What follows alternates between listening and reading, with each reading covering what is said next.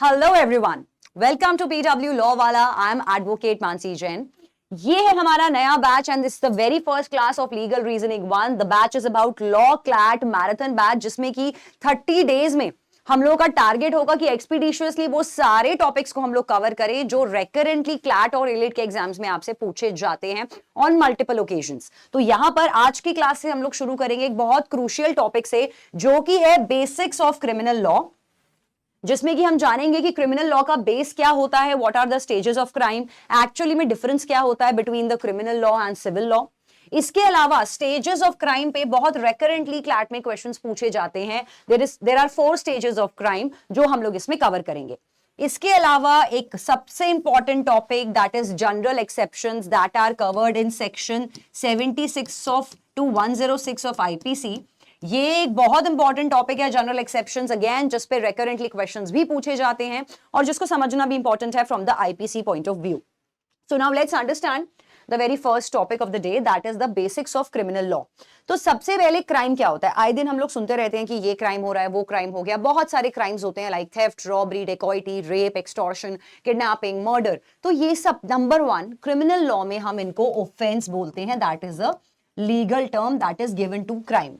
तो क्राइम होने के लिए नंबर 1 सबसे पहले कि क्रिमिनल इंटेंशन का होना बहुत जरूरी है और ये डिफरेंट होता है सिविल रॉन्ग से।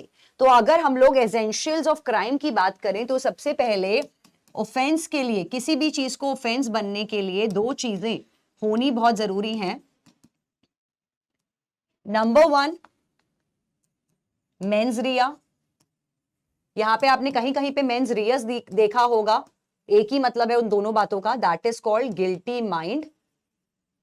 And number 2 which is important is called actus reus और एक्टस रिया, जिसका मतलब होता है गिल्टी एक्ट। तो जब भी हमें कोई ऑफेंस बताना है, किसी को भी लायबल ठहराना है अंडर क्रिमिनल लायबिलिटी कि हाँ यार इस इंसान ने ये पर्टिकुलर ऑफेंस किया है, तो we'll have to satisfy these 2 essential ingredients. नंबर 1 सामने वाले का क्राइम के दौरान गिल्टी माइंड था। नंबर 2 सामने वाले का गिल्टी एक्ट भी था। अब आपका सिर्फ दिमाग गिल्टी है, आप सोच रहे हो कि जो मेरा कोई दुश्मन है उसकी मैं जान ले लूंगा, उसको मार डालूंगा। तो सिर्फ सोचने की आपको कोई सजा नहीं मिलेगी। क्राइम सोचने की सजा नहीं मिलती है, क्राइम एक्चुअली करने की सजा मिलती है। तो अगर आपने गिल्टी एक्ट कर दिया लेकिन आपका गिल्टी माइंड नहीं था, तो हो सकता है जनरल एक्सेप्शन 76 से 106 के बीच में आप बच जाओ, आपकी क्रिमिनल लायबिलिटी ना हो।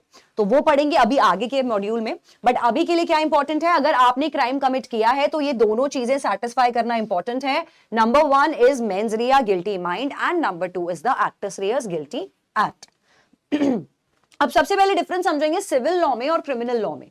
बहुत जगह हम देखते हैं कि यार ये चीज तो सिविल लॉ में जाती है, जैसे आपके कॉन्ट्रैक्ट्स होते हैं वो सिविल लॉ में जाते हैं। अगर आप कभी भी किसी के साथ कॉन्ट्रैक्चुअल ऑब्लिगेशंस नहीं फुलफिल करते हो तो आप सामने वाले को जेल की सलाखों के पीछे नहीं भेज सकते। आपको मैक्सिमम क्या मिलेगा? डैमेजेस और कॉम्पेंसेशन।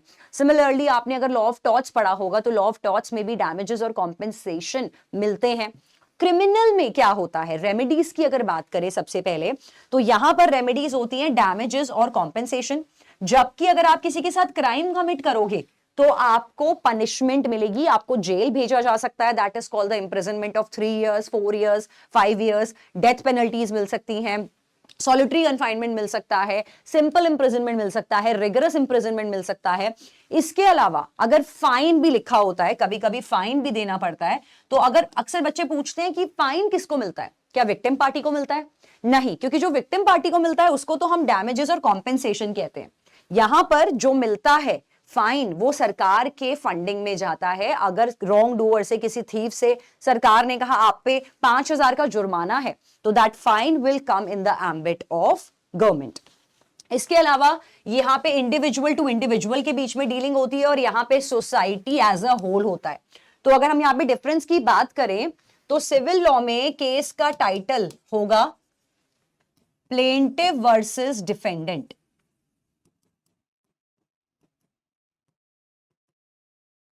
अब प्लेंटिव कौन होता है? विक्टिम पार्टी, उसका नाम पहले आता है। और डिफेंडेंट कौन होता है? रॉन्ग डूअर, जिसने गलत काम किया होता है।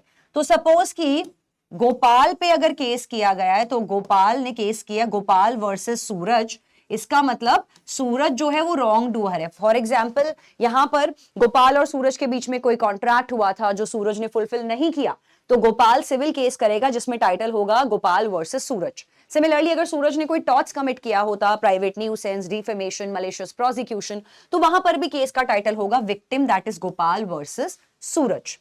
On the contrary criminal law में हमेशा, अगर आप लोगों ने कभी भी केस लॉ के टाइटल सुने होंगे तो केस लॉ के टाइटल्स हमेशा ऐसे होते हैं, स्टेट ऑफ पंजाब या कोई भी स्टेट वर्सेस अक्यूज्ड। अक्यूज्ड का मतलब अभी कोर्ट डिसाइड करेगा कि ये गिल्टी है या ये नॉन गिल्टी है। पहले से ही किसी को गिल्टी बोल देना गलत है, क्योंकि कोर्ट का ट्रायल, कोर्ट का केस डिसाइड करेगा कि अगला गिल्टी है कि नहीं। तो अक्यूज होता है जिस पे इल्जाम लगा होता है। तो सपोज कि अगर सूरज ने गोपाल के घर में चोरी करी है जो कि एक क्राइम है, तो केस का टाइटल गोपाल वर्सेस सूरज नहीं होगा। गोपाल अगर सपोज पंजाब में रहता है तो केस का टाइटल होगा स्टेट ऑफ पंजाब वर्सेस सूरज, क्योंकि सूरज पे अभी एक्यूजेशन लगा हुआ है, सूरज अभी अक्यूज्ड है। ट्रायल ये बात बताएगा कि सूरज गिल्टी है या नॉन गिल्टी। तो ये एक मेजर लॉ ऑफ डिफरेंस होता है। यहां पर हम स्टेट को बोलते हैं प्रोसिक्यूशन, जैसे वहां पे प्लेंटिफ बोलते हैं तो स्टेट को हम बोलते हैं प्रोसिक्यूशन। प्रोसिक्यूशन का मतलब होता है सरकार। क्योंकि अब आप सोचेंगे पूरी की पूरी सरकार क्यों केस कर रही है जब गलत सिर्फ गोपाल के साथ हुआ है। तो हम ये मान के चलते हैं क्रिमिनल लॉ में जब आप गलत कर रहे हो तो आप एक सोसाइटी में नेगेटिव स्टैंडर्ड का एग्जाम्पल सेट कर रहे हो, नेगेटिव एग्जाम्पल सोसाइटी में सेट कर रहे हो, और आप एक तरीके से बहुत सारे लोगों के साथ एक साथ बुरा कर रहे हो, चाहे आपने गलत सिर्फ एक इंसान का किया हो। तो ये हम लोग होता है राइट इन पर्सोनम, किसी पर्टिकुलर इंसान का जब आप राइट इन्फ्रिंज करते हो, पर्सनल राइट इन्फ्रिंज करते हो, तो वो आपका सिविल लॉ की कैटेगरी में आएगा। ये हम मान के चलते हैं राइट इन रेम, कि आप पूरी सोसाइटी के साथ गलत कर रहे हो, इसीलिए सरकार आगे आके केस करती है। और इसके पीछे एक लॉजिकल रैशनल है ये भी है कि अगर आपने क्राइम सीरीज देखी होंगे, आई एम श्योर सभी बच्चे देखते हैं, वहां पर आपने देखा होगा कि जब भी कभी क्राइम होता है तो यहां पर पुलिस सारा काम करती है, फोरेंसिक टीम सारा काम करती है। यहां पर जो कोर्ट में केस चल रहा होता है उसमें जो गवर्नमेंट का लॉयर होता है वो यहां पर गिल्टी प्रूव करने की पूरी पूरी कोशिश करता है, एविडेंसेस लेके आता है, क्योंकि सारा procedure from the police level to the investigation to the inquiry level, जो सब कुछ सीआरपीसी में आप लोग पढ़ने वाले हो, तो ये सब कुछ एक्चुअली सरकार कर रही होती है। इसीलिए स्टेट ऑफ पंजाब या जहां पर भी क्राइम हुआ है, state of Bihar, government of NCT Delhi, state of Maharashtra, state of Haryana, जहां पर भी क्राइम हुआ है वो स्टेट पूरा का पूरा प्रोसीजर मैनेज करेगी। That is why the title will be state of Punjab versus accused, जिसने भी चोरी करी है। अगर यहाँ पे कोई रेपिस्ट है या कोई मर्डरर है तो उसका नाम वर्सेस अक्यूज की जगह पर आ जाएगा। That is a major difference between the two laws. Now understanding, यहां पर आप किसी पर्टिकुलर इंसान को हार्म करते हो तभी केस का टाइटल होता है प्लेंटिफ वर्सेस डिफेंडेंट। और यहां पे आप पूरा का पूरा स्टैट्यूट, जो लॉ में आईपीसी लिखा है, लॉ में बहुत सारे क्राइम्स लिखे हैं, अगर आपने मोटर व्हीकल एक्ट में कोई क्राइम किया, आपने पॉक्सो में कोई क्राइम किया, जो भी लॉज बने हुए हैं अगर आप उनको नहीं फॉलो करते हो तो मतलब आप एक क्राइम कर रहे हो, तो आपको क्रिमिनल में पनिशमेंट्स मिलेंगी। यहां पर जैसा कि मैंने कहा कौन केस को फाइल करता है, तो यहां पे विक्टिम ही डायरेक्टली फाइल करता है। इसीलिए जब आप सिविल केसेस करते हो तो आपको खुद अपने पैसों से एडवोकेट को हायर करना होगा। आपको स्टेट कोई फ्री लीगल एड नहीं देती। हमारे कॉन्स्टिट्यूशन का एक बहुत इंपॉर्टेंट फंडा है फ्री लीगल एड, जो कि डीपीएसपी का भी पार्ट है। तो वहां पर अगर किसी पे क्रिमिनल केस हुआ है और वो इंसान इतना ज्यादा, इकोनॉमिक स्टेटस बहुत मैटर करता है, that person can not, suppose एक रिक्शा पुलर है जिसपे चोरी का केस चल रहा है, तो वो रिक्शा पुलर एक्चुअली में एडवोकेट नहीं हायर कर सकता, तो कोर्ट उसको फ्री लीगल एड प्रोवाइड करेगी, फ्री लीगल हेल्प एक एडवोकेट भी प्रोवाइड करेगी। लेकिन on the other hand civil cases में आपको कोई लॉयर नहीं प्रोवाइड किया जाएगा। अगर आपको किसी पे भी केस करना है तो आपको अपने पैसों से वकील हायर करना होगा। On the contrary criminal law में आपका काम क्या है, अगर आपके घर पे चोरी हुई है, आपके साथ कोई भी क्राइम कमिट हुआ है, all you have to do is go to the police station and file the FIR report। बाकी काम सब स्टेट मैटर हैंडल करती है, बाकी सारा काम एक्चुअली सरकार, एक्चुअली एग्जीक्यूटिव पार्ट सारा हैंडल करेगा। Now understanding the elements of crime, जैसा कि हमने डिस्कस किया, mens rea essential criteria, actus reus another essential criteria.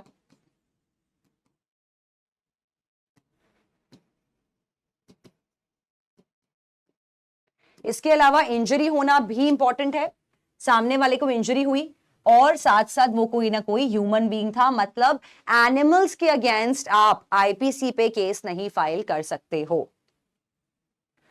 Okay, so essential elements that these are the two essential elements, actus reus criminal act, mens rea guilty mind। अब guilty mind निकालने के बहुत सारे तरीके होते हैं, ये चार चीजें बहुत इंपॉर्टेंट है। हमको लगता है कि मेंस रिया सिर्फ वही है जो किसी ने इंटेंशनली किया, जैसे अक्सर आपको डेफिनेशंस में इंटेंशनली दिखेगा, आपको डिसऑनेस्टली दिखेगा डेफिनेशंस के अंदर कि किसी ने बेईमानी से ऐसा कुछ किया, किसी ने फ्रॉडुलेंटली ऐसा कुछ किया, किसी ने मिस्टेकनली ऐसा कुछ किया।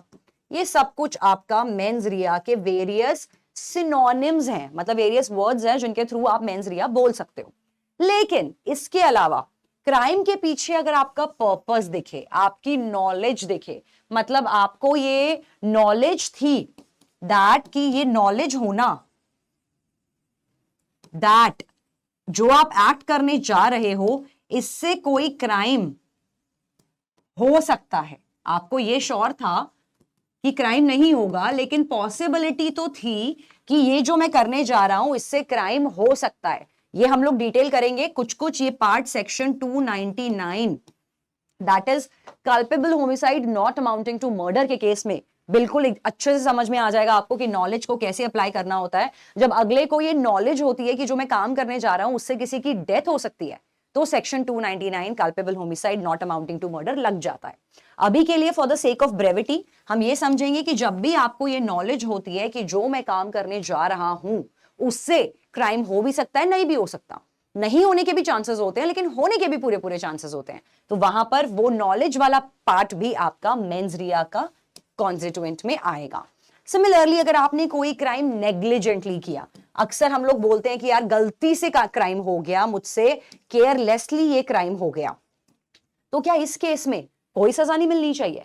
ऐसा नहीं होता। जब अगर आप लोगों ने लॉ ऑफ टॉर्ट्स पढ़ा है तो लॉ ऑफ टॉर्ट्स में जब नेग्लिजेंस टॉर्ट्स में आपसे कॉम्पेंसेशन लेने से आपको नहीं रोका जाता। अगर आप कोई नेग्लिजेंस करेंगे और किसी के साथ कोई टॉर्ट्स कमिट करेंगे तो आपको कॉम्पेंसेशन देना पड़ेगा क्योंकि आप नेग्लिजेंट थे। ऐसा थोड़ी ना होता है कि आप केयरलेस थे और आप एक क्राइम या टॉर्ट्स कमिट कर दोगे तो बच जाओगे। नेग्लिजेंस इज नॉट अ बार। आप कोई क्राइम करो चाहे आपसे गलती से हो गया। सिंपल सा एग्जाम्पल है कि अगर एक अस्थमा पेशेंट के लिए हमने एक नर्स हायर करी है, उस नर्स का काम है डेली बेसिस पे अस्थमा पेशेंट को मेडिसिन देना या उसके पंप को हमेशा उसके आसपास रखना। यहां पर वो जो केयर टेकर नर्स थी वो एक दिन गलती से भूल जाती है, उसकी कोई इंटेंशन नहीं होती है मारने की, नो इंटेंशन वाज देयर, लेकिन वो बेचारी गलती से भूल जाती है मेडिसिन देना लगातार 1 वीक के लिए, और अस्थमा पंप को पेशेंट के आसपास रखना गलती से भूल जाती है क्योंकि उसको लेट हो रहा होता है घर जाने में, और अचानक से जो पेशेंट था उसको अस्थमा अटैक आया और उसकी डेथ हो गई।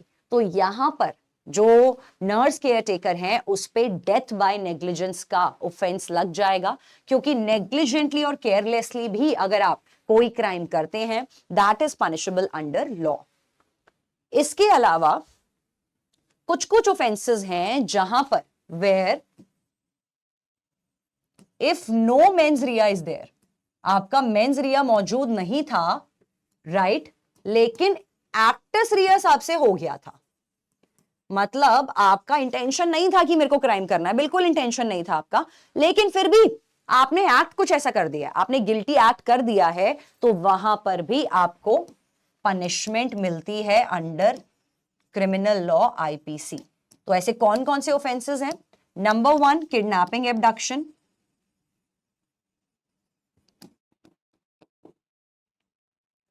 अब इसको सिंपल से ऐसे समझेंगे, किडनैपिंग में सपोज कि आप एक पार्क में गए हो और वहां आपने देखा एक बच्चा है जो बहुत देर से रो रहा है, 2 घंटे से अपने मम्मी पापा को ढूंढ रहा है। आपने सोचा कि यार चल बच्चे को अपने घर ले जाता हूँ, टॉफी चॉकलेट खिला देता हूँ, मैगी बना के खिला देता हूँ, बच्चे का थोड़ा मूड चेंज हो जाएगा, पेरेंट्स को मिस नहीं करेगा। आप अपने घर पे ले गए हो बिल्कुल प्योर इंटेंशन के साथ, लेकिन उसी समय पुलिस आपके घर में घुस जाती है, पेरेंट्स साथ में आ जाते हैं, तो पुलिस उस टाइम पे आपको अरेस्ट कर सकती है on kidnapping.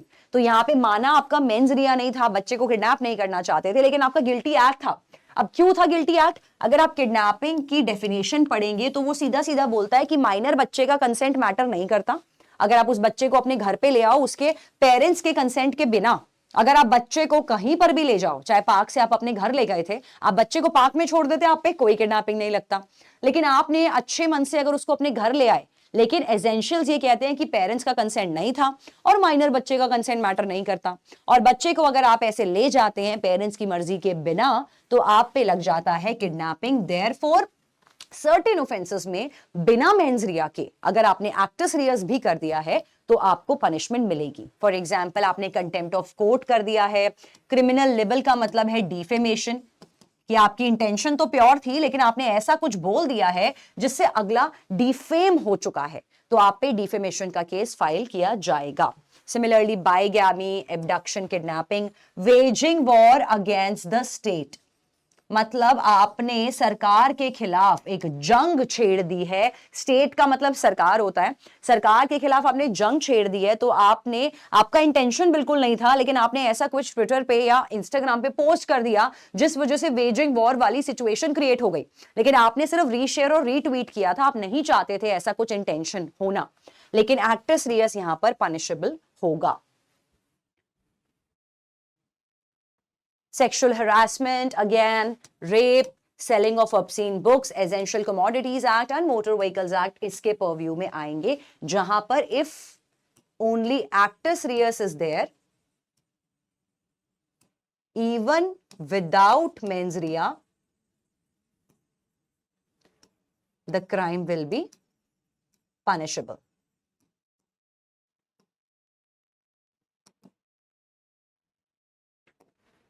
Moving further, now understanding the stages of crime.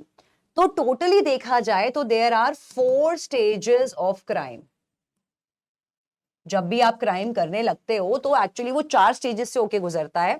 वो 4 स्टेजेस है। नंबर 1, इंटेंशन, कि आपके दिमाग में थॉट आया था कि चलो यार क्राइम को कमिट करते हैं।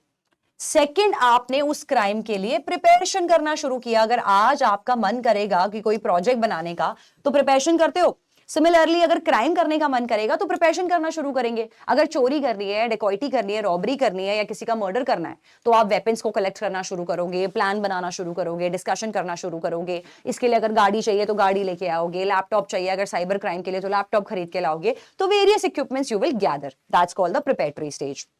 थर्ड स्टेज, आपने क्राइम का अटेम्प्ट ले लिया है। अटेम्प्ट का मतलब है आप क्राइम की तरफ बढ़ चले हो।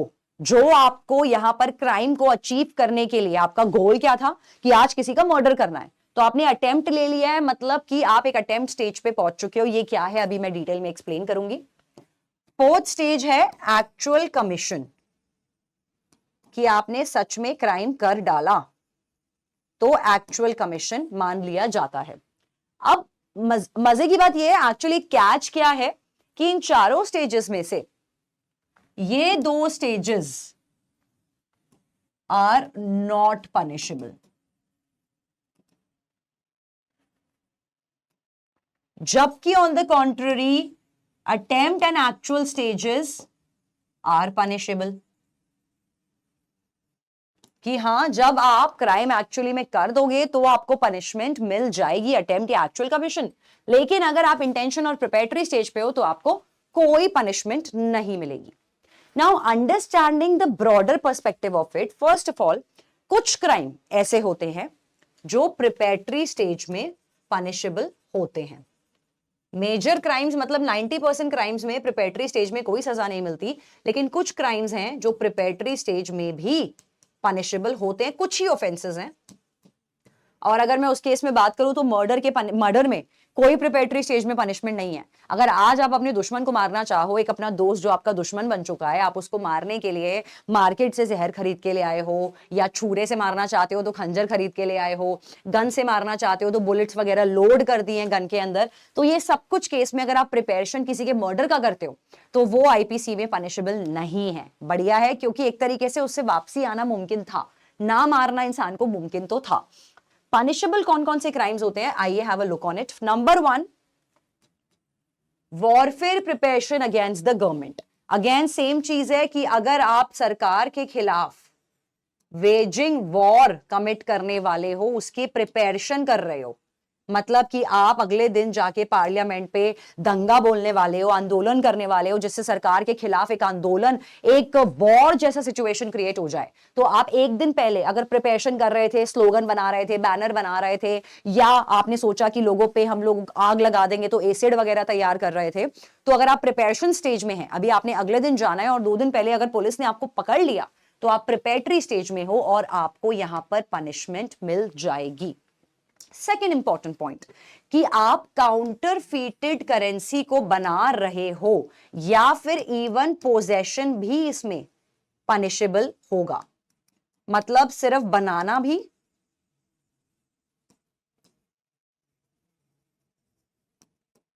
और पोजेस करना भी। मतलब अगर आज मैं चाहूं कि मुझे मनी को मिंट करना है, तो एक काम करते हैं, मैं मिंटिंग मशीन ले आई जिससे मैं जाली नोट बना सकती हूं, और अभी वो मशीन मेरे घर पर है, मैंने अभी यूज भी नहीं करना शुरू किया और किसी ने पुलिस को बता दिया कि मैं ऐसा कुछ करने वाली हूं, तो वहां पर मुझे पनिशमेंट मिल जाएगी क्योंकि मैं बनाने वाली हूं एक fake currency. I am in the preparatory stage.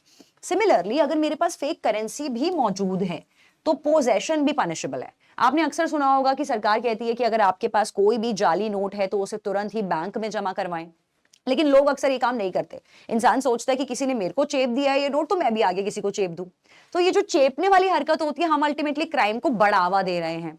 So that is why possession होना, अगर आपके पास 1 या 2 नोट भी पाए गए जो कि फेक करेंसी है, काउंटरफीटेड करेंसी है, तो आपको पनिशमेंट मिल जाएगी in the preparatory stage. Moving ahead, इसी तरीके से काउंटरफीट करेंसी का होना, आपके पास फ्रॉड डॉक्यूमेंट्स होना, फेक वेट्स होना, फेक मेजरमेंट्स होना।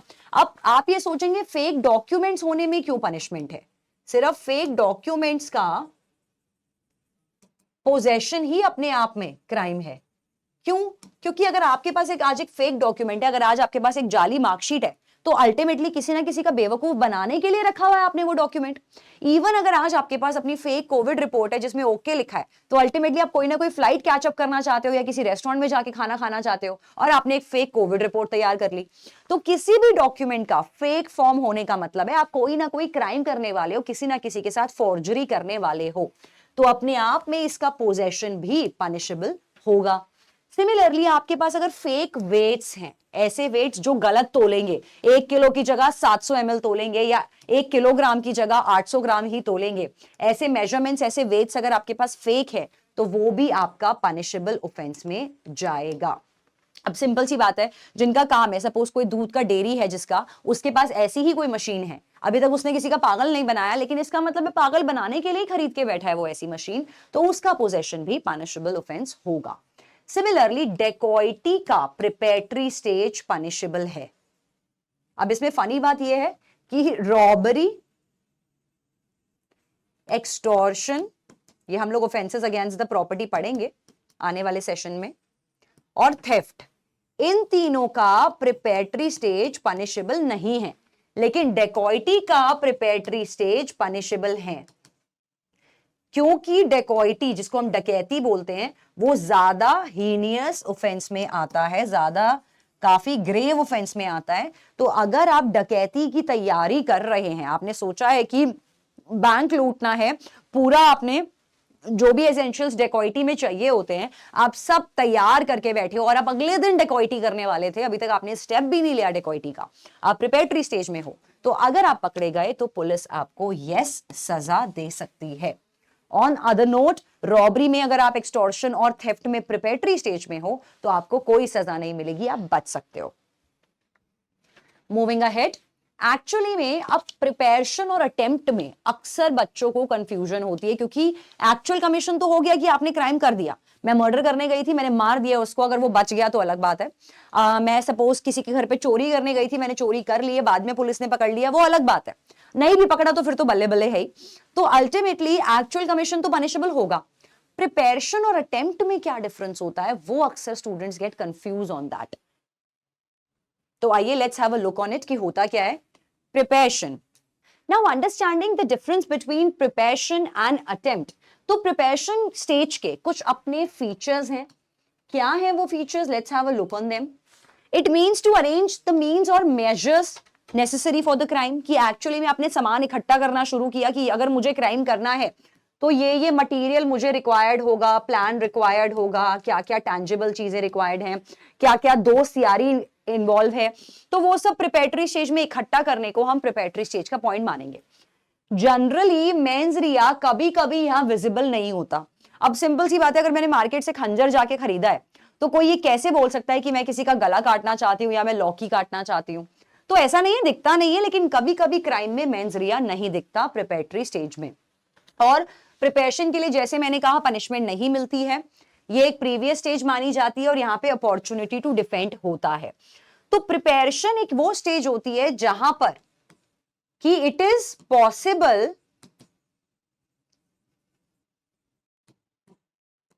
To come back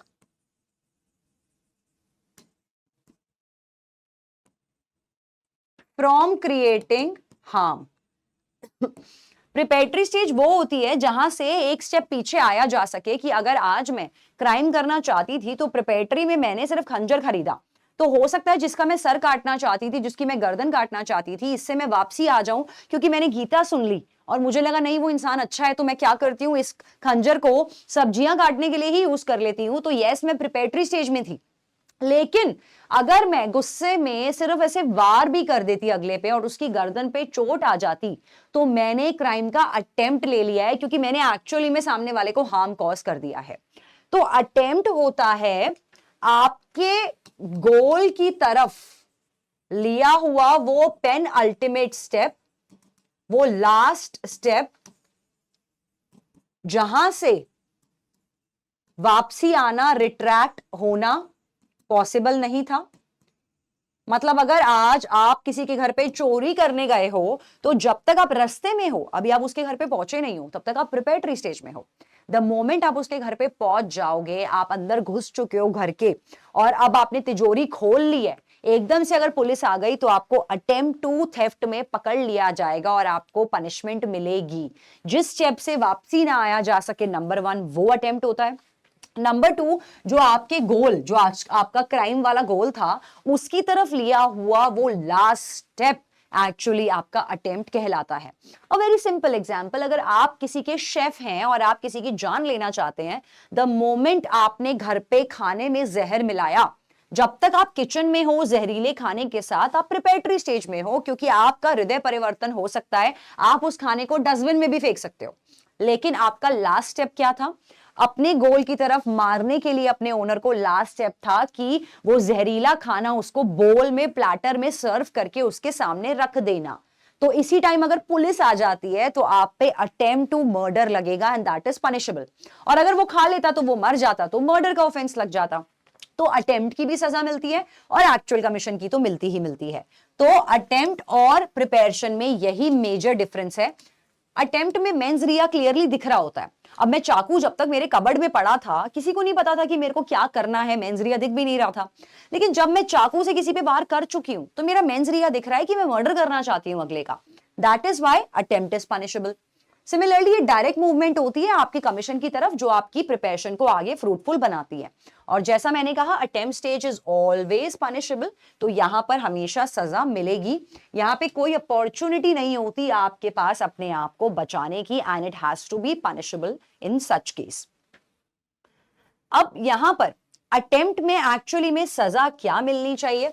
section 511 of IPC ये कहता है कि अगर अटेम्प्ट किसी भी क्राइम का, चाहे आज आप किसी भी क्राइम का अटेम्प्ट लोगे, attempt to commit any crime, कोई भी क्राइम अगर आपने अटेम्प्ट ले लिया है तो उस केस में आपको 100% श्योर शॉट पनिशमेंट मिलेगी। अब कितनी मिलेगी? अगर आप मर्डर करते तो आपको डेथ पेनल्टी होती, ठीक है। आप अटेम्प्ट टू मर्डर में पकड़े गए, आपने अगले पे वार कर दिया, लेकिन जाखो राखे साइया, मार सके ना कोई, डॉक्टर्स ने उसको बचा लिया, बेचारा हॉस्पिटलाइज्ड हुआ और बच गया, तो आपको मिलेगी अटेम्प्ट टू मर्डर की सजा। तो अटेम्प्ट टू मर्डर में हमेशा मिलती है अप टू 10 years और लाइफ इम्प्रिजनमेंट, या तो उम्र कैद की सजा अप टू, मतलब 10 साल तक। अप टू का हमेशा मतलब होता है कि इससे, इस अप टू के बाद की पनिशमेंट से जजेस एक्सटेंड नहीं कर सकते, ऊपर नहीं जा सकते, लेकिन नीचे कितना भी आ सकते हैं। ये जज के डिस्क्रिशन पे मैटर करता है, फैक्ट्स ऑफ द केस पे मैटर करता है, किस तरीके से अक्यूज्ड जितना भी कन्वीनियंस और सपोर्ट दिखा रहा है, उन सब चीजों पे मैटर करता है कि मैक्सिमम सजा से नीचे जज कितनी भी दे दे। तो अगर आप अटेम्प्ट टू मर्डर की सजा में पकड़े जाते हो तो आपको 10 साल तक या उम्र कैद तक की सजा मिलेगी। तो ये तो होता है अटेम्प्ट टू मर्डर में। बाकी की अगर आप क्राइम्स करते हो, रिमेनिंग क्राइम्स में अटेम्प्ट टू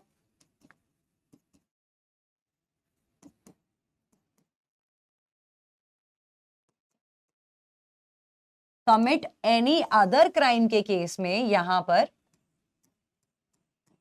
पनिशमेंट मिलती है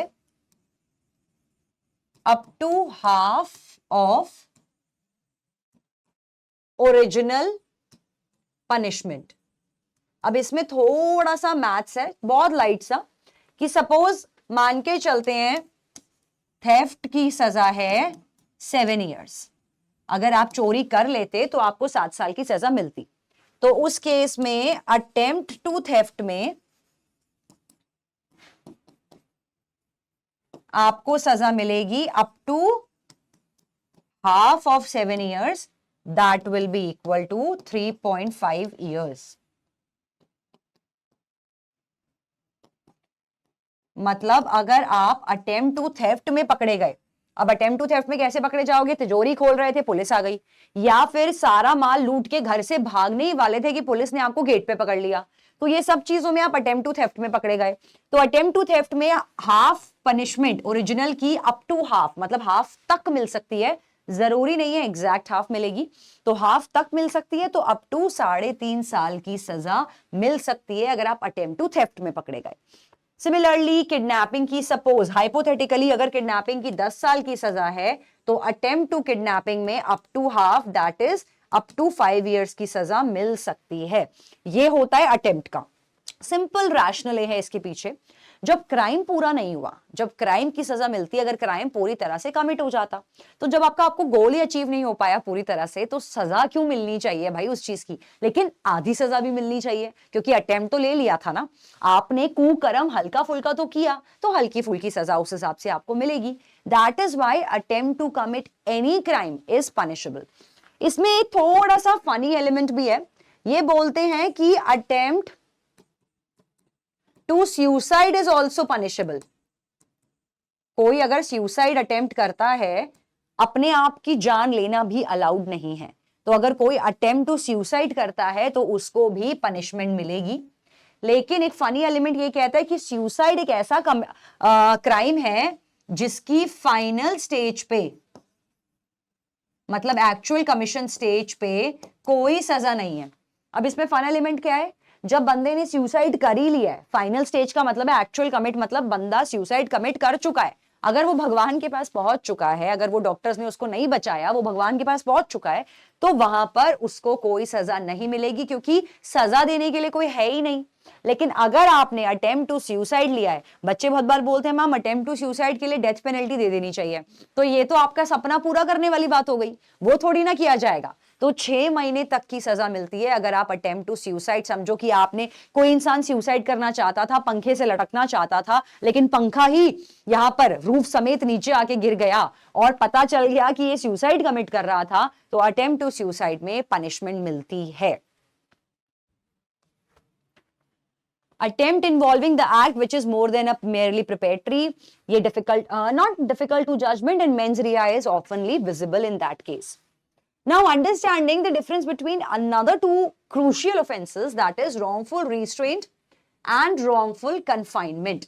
तो अगर आपने लॉ ऑफ टॉर्ट्स पढ़ा होगा तो उसमें ये कुछ कुछ आपका फॉल्स इंप्रिजनमेंट से अलाइ करता है, लेकिन false imprisonment again torts law में सिविल लॉ का नेचर है, रॉन्गफुल रिस्ट्रेंट और रॉन्गफुल कन्फाइनमेंट आपका क्रिमिनल लॉ में आईपीसी का पार्ट है।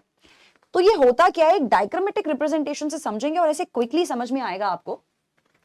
रॉन्गफुल कन्फाइनमेंट की अगर हम बात करें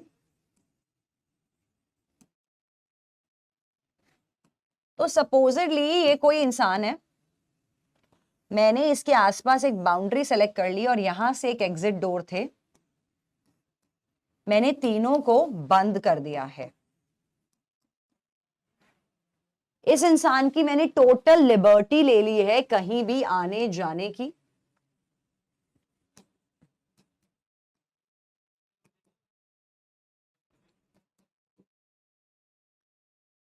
रॉन्गफुल रिस्ट्रेंट में ये एक इंसान के सोसाइटी का पार्क है,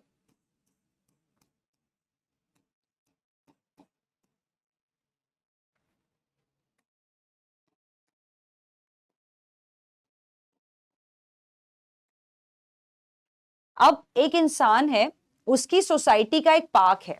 मैंने उसको बोला कि अगर आज तू मुझे अपने सोसाइटी के पार्क में खेलता हुआ दिखा तो मैं तेरे को जान से मार दूंगी। तो यहां पर क्योंकि मैंने उसके सोसाइटी के पार्क की डायरेक्शन, कोई वन सिंगल डायरेक्शन ब्लॉक कर देना रॉन्गफुल रिस्ट्रेंट होता है। इसका मतलब है आज वो किसी और सोसाइटी के पार्क में खेल सकता है, वो पिक्चर देखने जा सकता है, वो घर पे बैठ के पढ़ाई कर सकता है, बहुत सारी चीजें करने के लिए। अपने रिलेटिव के घर चला जा, अपने दोस्तों के घर चला जा, सिर्फ और सिर्फ पार्क जाने से मना किया है। कोई एक डायरेक्शन जब आप किसी की ब्लॉक करते हो, एक पर्टिकुलर डायरेक्शन में जाने का उससे हक छीन लेते हो, वो उस केस में रॉन्गफुल रिस्ट्रेंट में जाएगा। लेकिन जहां पर इंसान का राइट टू प्रोसीड भी हो, मतलब उस डायरेक्शन में जाने का अगले का हक तो होना चाहिए। अब आपने अपने घर का गेट लॉक कर लिया कि जो स्ट्रेंजर है वो मेरे घर में नहीं घुस सकता, तो ये रॉन्गफुल रिस्ट्रेंट नहीं कर रहे हो आप। माना आप अपने घर का डायरेक्शन ब्लॉक कर रहे हो, लेकिन वहां पर आपके घर में घुसना अगले का राइट नहीं था। तो अगर आप सामने वाले का जहां राइट है जाने का, वहां पर आपने उसकी वो डायरेक्शन ब्लॉक कर दी, वन सिंगल डायरेक्शन अगर आप ब्लॉक करते हो तो आप पे लग जाएगा रॉन्गफुल रिस्ट्रेंट। कन्फाइनमेंट, जैसे कि आपने बहुत बार सुना होगा, स्कूल में टीचर्स बोलती है कि आपको इसी बुक तक कन्फाइंड रहना है, मतलब इस बुक से आपको बाहर का कुछ नहीं पढ़ना है, ये बुक आपके एग्जाम के लिए सफिशिएंट है। Same goes with wrongful confinement कि आपने इंसान के आसपास एक लक्ष्मण रेखा जैसी क्रिएट कर दी है कि आपने कह दिया कि तू इस बाउंड्री से बाहर नहीं जा सकता। अब ये बाउंड्री एक सिंगल रूम से लेकर मैक्सिमम एक कंट्री या एक कॉन्टिनेंट तक भी हो सकती है। जरूरी नहीं है जब तक आप किसी को सिंगल एक प्रॉपर्टी में कन्फाइन कर रहे हो तभी कन्फाइनमेंट लगेगा। मैंने किसी को बोला कि तू अगर शहर छोड़ के कहीं गया तो मैं तुझे मार दूंगी, तू देश छोड़ के कहीं गया तो मैं तुझे मार दूंगी, तू एशिया का कॉन्टिनेंट अगर छोड़ के गया तो मैं तुझे मार दूंगी। तो इंसान के आसपास पूरी बाउंड्री क्रिएट हो गई कि मैं देश से बाहर नहीं जा सकता। अगले को मलेशिया घूमने जाना था लेकिन वो इंडिया छोड़ के जा ही नहीं पाया क्योंकि मैंने उसको धमकी दी हुई थी। सिमिलरली कोई गुड़गांव छोड़ के बाहर निकलना चाहता था, लेकिन क्योंकि मैंने कहा तू सिटी छोड़ के कहीं नहीं जाएगा, तो अगला पर्सन वहीं पर कैद हो गया। अगेन आपने किसी को एक रूम में, एक बंगले में लॉक कर दिया है कि बंगले में कहीं भी घूम सकते हो, बंगले से बाहर नहीं निकल सकते हो। ये सब कुछ आपका रॉन्गफुल कन्फाइनमेंट के कैटेगरी में जाएगा, जहां पे आप इंसान के आसपास एक बाउंड्री क्रिएट कर लेते हो, एक पैरामीटर क्रिएट कर देते हो, जहां पे वो इंसान उस डायरेक्शन को छोड़ के कहीं पर भी नहीं जा पाएगा। So that is the major difference between confinement and restraint. Now, understanding the definition, keeping the man limits in which the person has a right to go. Yes, यहां पर again right दोनों जगह होना चाहिए। अगर अगले का right ही नहीं था प्रोसीड करने का, सिंपल सी बात है कि अगर आज आपका एक स्कूल है, आपने स्कूल के आसपास फेंसिंग लगा दी है कि कोई स्कूल की फेंसिंग के अंदर आ नहीं सकता या कोई स्कूल से बाहर नहीं जा सकता, तो वो आपका राइट है। बच्चों का ये राइट है गेट से जाना, बच्चों का ये राइट नहीं होगा कि फेंस को फांद के जाएंगे, तो वो कन्फाइनमेंट नहीं लगा सकते इस केस में। तो यहां पर कोई पर्टिकुलर डायरेक्शन ब्लॉक करना, यहां पे पूरा का पूरा एरिया सेट कर देना, यस रिस्ट्रेंट सीरियस ऑफेंस होता है and so is the confinement. Now, understanding another crucial topic, that is general exception section 76 से 106। ये बहुत इंपॉर्टेंट टॉपिक है, इसके लिए पहले कुछ बेस समझ लेते हैं। सेक्शन 76 से 106 होते हैं आपके जनरल एक्सेप्शंस, जिनको लेमन टर्म में बोलते हैं क्रिमिनल लॉ डिफेंसेस।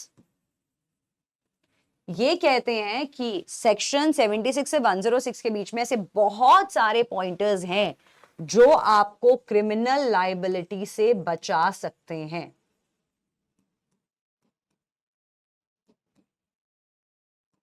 अगर इनमें से कोई भी आपके फेवर में आ गया तो आप क्रिमिनल लायबिलिटी से बच जाओगे। मतलब चाहे आप कोई भी क्राइम करो, मर्डर हो जाए, कोई भी क्राइम हो जाए, चाहे किसी को आप चोट पहुंचा दो, अगर आपकी स्टोरी सेक्शन 76 से 106 के बीच में फिट हो गई तो आप पे कोई सजा नहीं मिलेगी, आपको 0 सजा। आपको बोलेंगे जाइए घर जाके एंजॉय कीजिए।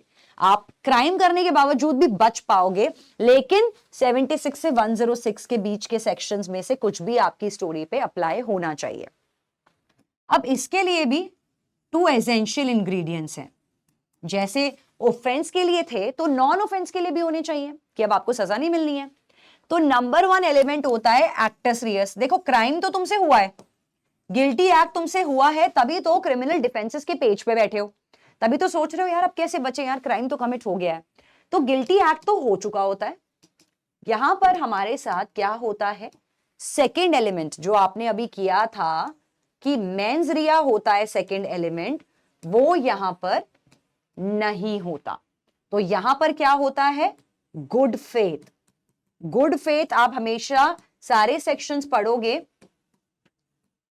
वहां पर आपको गुड फेथ हर जगह दिखेगा।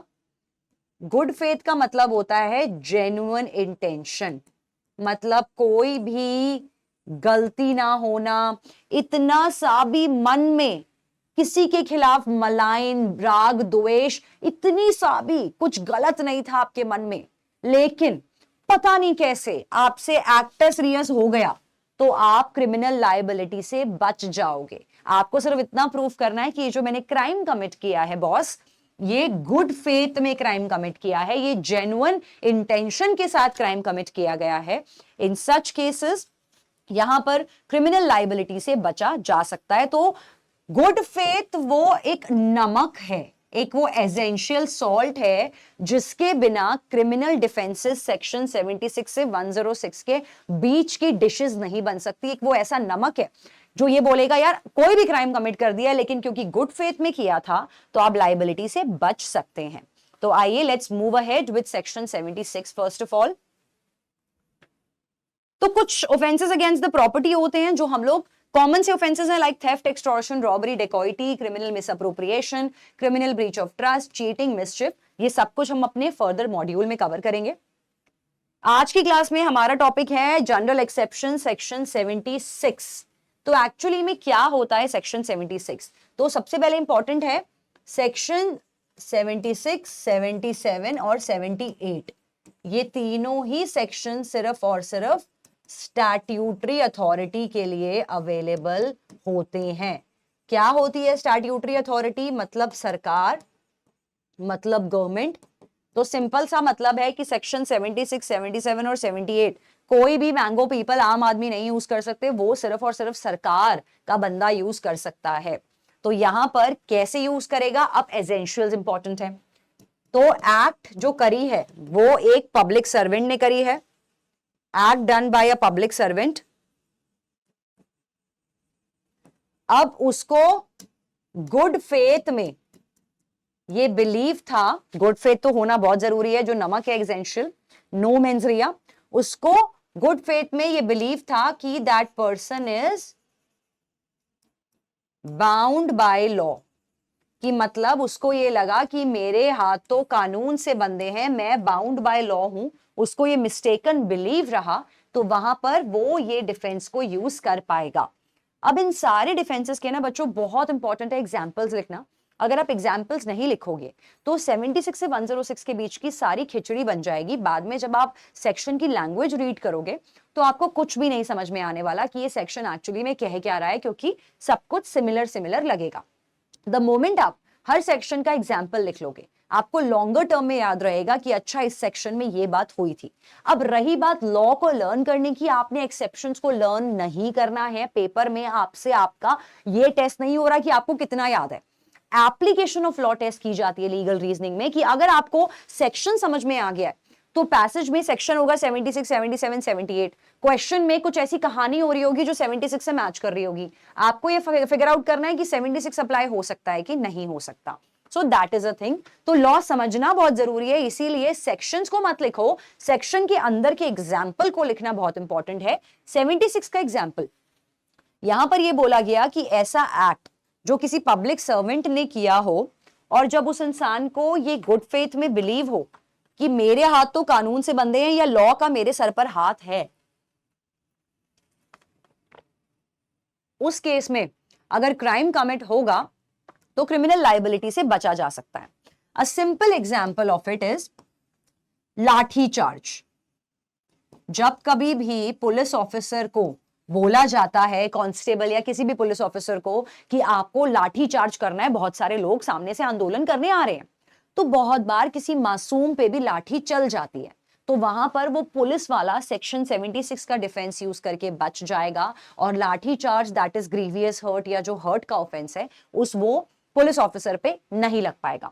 इवन जितने भी आपके एनकाउंटर केसेस होते हैं, पुलिस एनकाउंटर केसेस होते हैं, वो सब भी सेक्शन 76 के परव्यू में कवर होते हैं। Moving ahead with section 77, section 77 is clearly act of जज व्हेन एक्टिंग जुडिशियसली। तो जब कभी भी सेक्शन 77 नंबर 1 सिर्फ और सिर्फ जज यूज कर सकता है और कोई भी यूज कर ही नहीं सकता। कब यूज करेगा? जब गुड फेथ में जज ने जुडिशियसली एक्ट किया, मतलब सूझबूझ और समझदारी के साथ जज ने अगर एक्ट किया लेकिन गलती से रॉन्ग वर्डिक्ट दे दिया, रॉन्ग जजमेंट दे दी, तो वहां पर जजेस सेक्शन 77 का डिफेंस यूज करके बच जाएंगे, बशर्ते गुड फेथ प्रूफ करना और जज को यह प्रूफ करना कि यार मैं जो काम कर रहा था, मैं सोच समझ और सूझबूझ और समझदारी के साथ ये काम कर रहा था। तो सपोजिटली कोई मोटर व्हीकल एक्ट का जज है, मोटर व्हीकल एक्ट के जजेस का काम होता है पार्टीज पे कितना फाइन लेवाए होगा, कितनी पनिशमेंट देनी है, कितना कॉम्पेंसेशन मिलेगा फैमिली को, वो डिसाइड करते हैं। तो सपोज मोटर व्हीकल के जज ने गलती से गलत कॉम्पेंसेशन अवार्ड करवा दिया या गलत फाइन लेवाई कर दिया, लेकिन वो समझदारी से काम कर रहे थे, किसी वजह से फैक्ट ऑफ द केस ऐसे थे, तो वहां पर आपने देखा होगा लोग अपील फाइल करते हैं। बहुत बार जब आप ऊपर की कोर्ट में अपील फाइल करते हो तो नीचे के कोर्ट के डिसीजन को रिवर्स कर दिया जाता है। तो इसका यह मतलब तो नहीं है कि जो सबऑर्डिनेट कोर्ट का जज है उसको बैठ के सजा मिल जाएगी। तो यहां पर जजेस के पास सेक्शन 77 में इम्यूनिटी होती है ये बोलने की कि भाई हमने तो सूझबूझ समझदारी से काम किया था, उस टाइम पे हमारे पास जो फैक्ट्स थे उससे यही वर्डिक्ट निकलता था। तो इवन इफ अगर वो रॉन्ग वर्डिक्ट या रॉन्ग जजमेंट होगा तो वहां पर जजेस 77 का डिफेंस यूज कर लेंगे। बच्चों के अक्सर ये डाउट होते हैं कि मैम अगर कोई जज गलती से डेथ पेनल्टी दे देगा और बाद में पता चलेगा कि वो बंदा बेकसूर था, तो ऐसा होता है, डेथ पेनल्टी सिर्फ और सिर्फ डिस्ट्रिक्ट कोर्ट नंबर 1 नहीं दे सकते। और जब कभी भी अगर ऐसा होता भी है, कोई सेशंस कोर्ट देता भी है, तो हाई कोर्ट और सुप्रीम कोर्ट का रैटिफिकेशन और ओके देना बहुत जरूरी होता है, वरना इसके बिना डेथ पेनल्टी नहीं मिलती। तो that is why death penalty cases तो ऑटोमेटिकली डबल या क्रॉस चेक हो ही जाते हैं। अंडरस्टैंडिंग सेक्शन 78, सेक्शन 78 होता है act done in the pursuant to the judgement और order of the court. So number 1, अगर आप विक्टिम यहां पर ये प्रूफ कर दे कि जो एक्ट किया है, जो गिल्टी एक्ट किया है, वो इसीलिए हुआ क्योंकि अगला कोर्ट का ऑर्डर फॉलो कर रहा था, कोर्ट का जजमेंट फॉलो कर रहा था, और तब उस केस में अगर क्राइम हो गया तो पनिशमेंट नहीं मिलेगी, क्योंकि उस टाइम पे पब्लिक सर्वेंट के पास सीधा सीधा एग्जांपल, अपना सीधा सीधा डिफेंस ये होगा कि यार मैं तो कोर्ट के ऑर्डर फॉलो कर रहा हूं, मैं तो एक जजमेंट को फॉलो कर रहा हूं। तो यहां पर अगर आप सिंपल सा एग्जांपल लो, हैंगमैन का जो जल्लाद होता है, जो फांसी की सजा देता है, सजा तो जज ने दी है, जो एक्चुअली फांसी का वो तख्त खींचता है जिस वजह से अगला मर जाता है, तो हैंगमैन पे मर्डर नहीं लग सकता क्योंकि वो जज के ऑर्डर को फॉलो कर रहा है, उसको बोला गया है कि तुमने फांसी पे चढ़ाना है। सिमिलरली एक और एग्जांपल, अगर पुलिस को ऑर्डर मिला है कोर्ट से कि आपको किसी के घर पे रेड मारनी है, तो रेड के दौरान अगर आप किसी की प्रॉपर्टी डैमेज कर देते हैं, पुलिस वाले, बहुत बार ऐसा होता है प्रॉपर्टी डैमेज हो जाती है, तो अगला पुलिस वालों पे मिसचिफ नहीं लगा सकता कि आपने मेरी 2 करोड़ की पेंटिंग तोड़ दी ढूंढते हुए सामान को।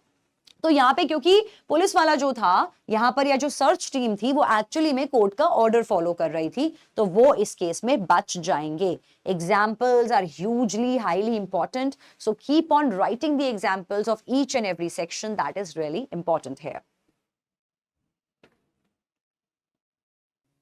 Now understanding section 79, act done by a person justified or by mistake of fact believing himself that he will be justified by law. तो अब सेक्शन 76, 77 एंड 78 तो ऑब्वियसली सिर्फ स्टैट्यूटरी अथॉरिटी यूज कर सकते हैं, but section 79 can be use by anyone. तो अब जितने भी सेक्शन हम 79 ऑनवर्ड्स पढ़ेंगे, नंबर 1 वो कोई भी यूज कर सकता है. कोई भी लेमन पर्सन, आप, मैं हो या स्टैट्यूटरी अथॉरिटी वाला इंसान हो, तो कोई भी यूज कर सकता है.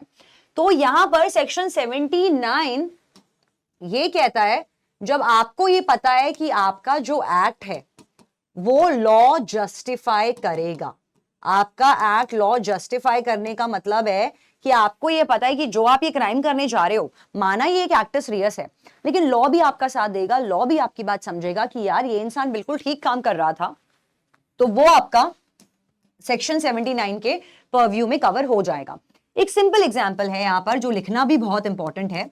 एग्जाम्पल ये कहता है कि सपोज आपके सामने आपने देखा कि एक लड़का एक लड़की को छेड़ रहा है, तो उस लड़की को बचाने के लिए आप गए और आपने लड़के को जबरदस्ती बांधा, उसके मुंह पे पट्टी बांधी, उसके हाथ पे रस्सी बांधी और आप उसको पुलिस स्टेशन ले गए क्योंकि आपको लगा कि ये शायद लड़की के साथ बदतमीजी कर दे. तो यहां पर अगर आप उसको मारते तो प्राइवेट डिफेंस का डिफेंस यूज होता, वो अलग डिफेंस है. अभी आपने उसको मारा नहीं है, आपने सिर्फ उसको बांध के पुलिस के पास आप ले गए. तो आपने अगर देखा जाए जो ऑफेंस किया है वो है रॉन्गफुल रिस्ट्रेंट, क्योंकि आपने अगले की रॉन्गफुल कन्फाइनमेंट, कि आपने अगले की कहीं आने जाने की लिबर्टी ले ली. तो यहां जब आप पुलिस के पास पहुंचे तो आपको वहां जाके पता चला कि वो तो एक्चुअली में एक मूवी की शूटिंग हो रही थी और वहां पे कुछ हिडन कैमरास लगे हुए थे. तो आपका एक्ट यहां पे लॉ जस्टिफाई करेगा, आपका लॉ कहेगा कि आपने बिल्कुल सही काम किया. नीड ऑफ द आवर यही था कि आप उस टाइम पे लड़के को पुलिस स्टेशन सही टाइम पे ले आए. तो उस केस में आप पर रॉन्गफुल रिस्ट्रेंट या रॉन्गफुल कन्फाइनमेंट नहीं लगेगा और आप justification of the law in section 79 में बच सकते हैं.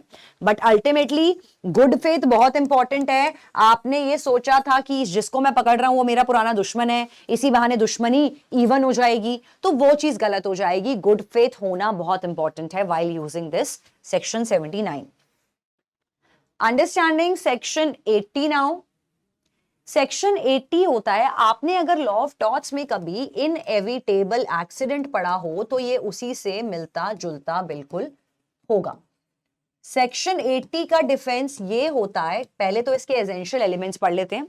नंबर 1 जो हुआ है वो एक एक्सीडेंट या एक अनहोनी थी, एक मिसफॉर्च्यून था, एक बैड लक था. नंबर 2 विदाउट मेंस रिया, आपकी कोई क्रिमिनल इंटेंशन नहीं थी, आप जो काम कर रहे थे वो लॉफुल था, लॉफुल ढंग से कर रहे थे. अब लॉफुल ढंग क्यों लिखा है? माना कि आप यूनिवर्सिटी में एडमिशन लेना चाहते हो, वो लॉफुल एक्ट है, लेकिन लॉफुल मैनर से नहीं ले रहे हो, आपने एक फेक मार्कशीट बनाई. तो लॉफुल एक्ट को अनलॉफुल तरीके से करना भी पनिशेबल होता है. तो यहां पर आपने जो काम किया वो लॉफुल एक्ट था, करने का तरीका लॉफुल था, आप प्रॉपर केयर और कॉशियस भी फॉलो कर रहे थे. प्रॉपर केयर एंड कॉशन का मतलब है आप फुली केयरफुल भी थे. लेकिन कभी कभी वो कहते हैं ना कि भगवान की होनी को कौन टाल सकता है, ये वही होता है सेक्शन 80. अनहोनी को कौन टाल सकता है या भगवान के आगे किसकी चली है, दैट इज सेक्शन 80. तो यहां पर तब सेक्शन 80 का डिफेंस यूज हो जाएगा कि इतना कुछ के बाद एक्टस रियस फिर भी हो गया तो पनिशमेंट मिल जाती है. अब ये होता किस टाइप का है, अगर हम सिंपल सा फंडा यहां समझे तो सपोजेडली एक वुड कटर है, ठीक है, और वो वुड कटर जो है वो जंगल में वुड कट कर रहा है, बिल्कुल सही तरीके से काम कर रहा है, वुड कटिंग बैन वैन भी नहीं है, उसका मेंजरिया भी नहीं था, लॉफुल ढंग से काम कर रहा था, वुड को कट करने का तरीका भी बिल्कुल सही था. प्रॉपर केयर एंड कॉशन का मतलब है ना ही उसकी एक्स में कुल्हाड़ी में जंक लगा हुआ था, ना वो रिपेयर मांग रही थी, वो बिल्कुल 100% ओके कंडीशन में थी. और अचानक से लकड़ी काटते काटते अगर आगे का जो हैच वाला पार्ट है वो उखड़ के एक पासरवाई की गर्दन पे लगा और वो मर गया, तो वुड कटर सेक्शन 80 का डिफेंस यूज करके बच जाएगा कि यार ये एक इनएविटेबल एक्सीडेंट है, ये मिसफॉर्च्यून और एक्सीडेंट है जहां पर मेरा कोई भी मेंजरिया नहीं है. तो ये सारे एसेंशियल एलिमेंट्स को फिट करना जरूरी है whenever if and when you are applying section 80 to the defenses. Moving ahead with section 81 to prevent other harm. तो इसको हम कुछ नेसेसिटी से रिलेट करते हैं. नेसेसिटी ये बोलता है डन विद द नॉलेज. तो एक्चुअली में आपको पता था कि आप जो क्राइम करने जा रहे हो पहली बात, आपका मेंजरिया नहीं था। गुड फेथ तो जैसा मैंने कहा सॉल्ट है, ये होना भी जरूरी है, लेकिन क्राइम करने के पीछे प्रिवेंटिंग अदर हार्म आपका मेजर मोटो था। मतलब आपको पता था कि आप जो क्रिएट करने जा रहे हो वो हार्म है, लेकिन आप एक बड़े वाले हार्म को बचाना चाहते थे होने से। तो मतलब क्राइम करना जरूरी हो गया था, क्योंकि आप एक दूसरे हार्म को होने से रोकना चाहते थे। वो दूसरा हार्म किसी इंसान को भी हो सकता है, किसी इंसान की प्रॉपर्टी को भी हो सकता है, कैसा भी हार्म था। अगर आप उसको रोकना चाहते थे, इसीलिए आपने क्राइम किया, तो सेक्शन 81 का डिफेंस आपके लिए बैठा है, जो आपको बचा ले जाएगा। A very simple example of necessity आप ऐसा ले सकते हैं कि आप यहां पर बिल्कुल सही तरह से ड्राइव कर रहे थे, मतलब आप पूरे रूल्स एंड रेगुलेशंस को फॉलो कर रहे थे, ना ही ड्रिंक एंड ड्राइव था, आपने स्पीड भी मेंटेन की हुई थी, आपने सीट बेल्ट भी लगाई हुई थी, नेसेसरी सारे प्रिकॉशंस आप फॉलो कर रहे थे। अचानक से एक तरफ से दो बच्चे आए और एक तरफ से एक बच्चा आया और एक तरफ से दो बच्चे आए जो गलत तरीके से रोड क्रॉस कर रहे थे। गलती यहां पे तीनों बच्चों की थी, एक तरफ से दो बच्चे आ रहे थे, एक तरफ से एक। अब कोई ना कोई तो यहां पर आपकी कार से कोलिजन किसी ना किसी का तो होना था। तो अगर आप दो बच्चों को बचाने के लिए एक बच्चे को बैंग कर देते हो, तो वहां पर आप नेसेसिटी का डिफेंस यूज करके बच जाओगे, क्योंकि आपको पता था यहां एक बच्चे को हार्म पहुंचाना जरूरी है, क्योंकि दो बच्चों की जान आपने बचानी है। लेकिन जस्ट इन केस ये पता चल जाता है कि आप रूल्स एंड रेगुलेशंस नहीं फॉलो कर रहे थे, कोई भी मोटर व्हीकल एक्ट के आपने रूल्स नहीं फॉलो करे, तो ये नेसेसिटी का डिफेंस आपको नहीं मिलेगा, उस एक बच्चे की जान लेने की सजा भी आपको मिल जाएगी।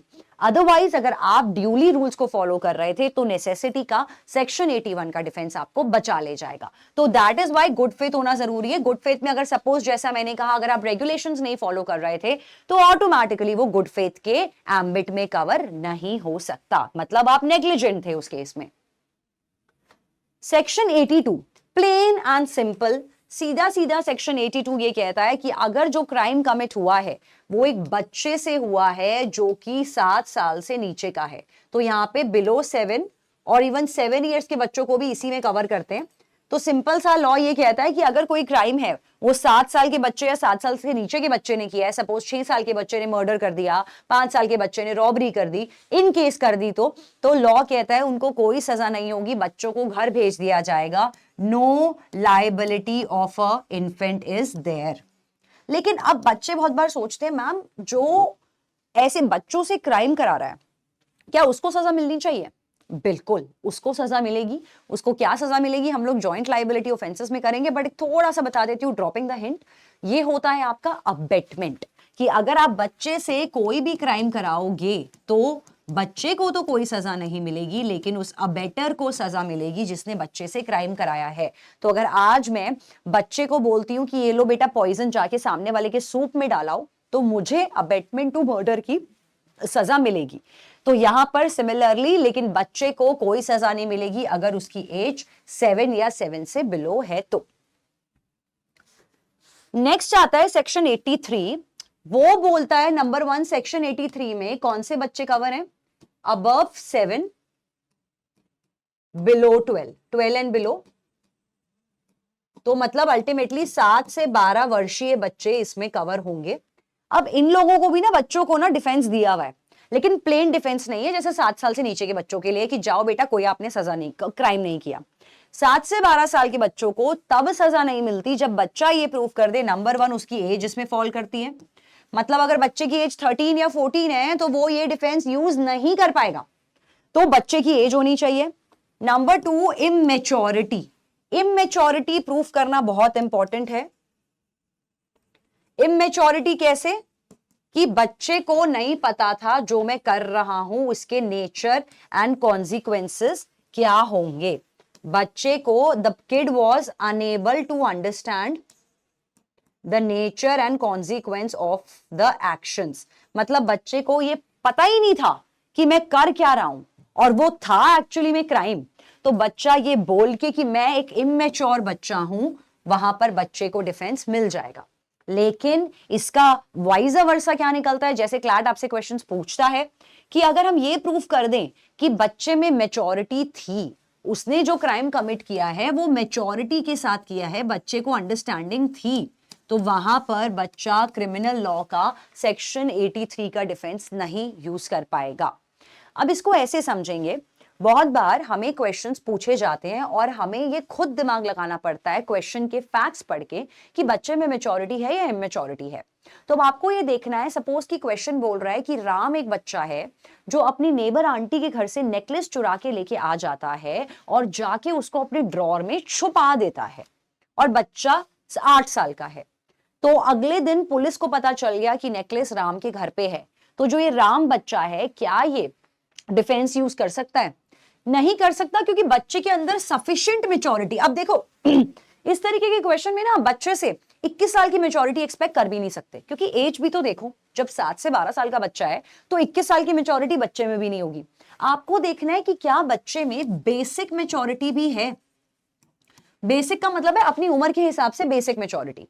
तो बेसिक मैच्योरिटी राम में थी, उसको पता था कि मैं चोरी करके लाई हूं और नेकलेस अगर मम्मी ने देख लिया तो बहुत डंडे मारेंगी, मैं बहुत पिटूंगा। एक नेचुरल इंसान, नॉर्मल इंसान भी यही करता, बस वो घर के आई वुड से ड्रॉर में ना छुपा के कहीं और छुपाता कि पुलिस कल को आएगी तो एटलीस्ट मैं क्लीन दिखना चाहिए। तो देयरफॉर यहां पर राम को सजा मिलेगी, क्योंकि इमेच्योरिटी यहां पर राम के एक्शंस में नहीं दिखाई पड़ रही। ऑन द कॉन्ट्ररी अगर मैं ऐसा एग्जाम्पल कुछ बोलूं कि राम को स्कूल में सूरज छेड़ रहा था और राम को गुस्सा आया, लेके उसने पेंसिल लेके सूरज की आईज में मार दी इमीडिएटली इन द रिफ्लेक्स, तो वहां पर राम डिफेंस यूज कर लेगा, क्योंकि राम को यह बात नहीं पता थी कि आईज में पेंसिल मारने से इतने ज्यादा बैड रेपरकशंस या रिजल्ट्स हो सकते हैं।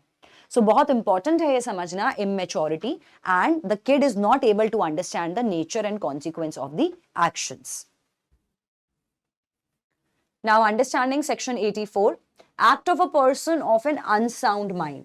तो ये आपने बहुत बार मूवीज में भी देखा होगा, अगर किसी के पास डिफेंस है इंसैनिटी का या अनसाउंड माइंड का, यहां पर जो अनसाउंड पर्सन है वो तो कोर्ट में नहीं प्रूव कर पाएगा कि मैं इंसेन हूं या मैं यहां पर अनसाउंड हूं, यहां पर उसका एडवोकेट प्रूव करेगा कि जो ये पार्टी है ये अनसाउंड है, ये इंसेन है, और इससे क्राइम के दौरान इसको ये नहीं समझ में आ रहा था कि मैं क्या कर रहा हूं।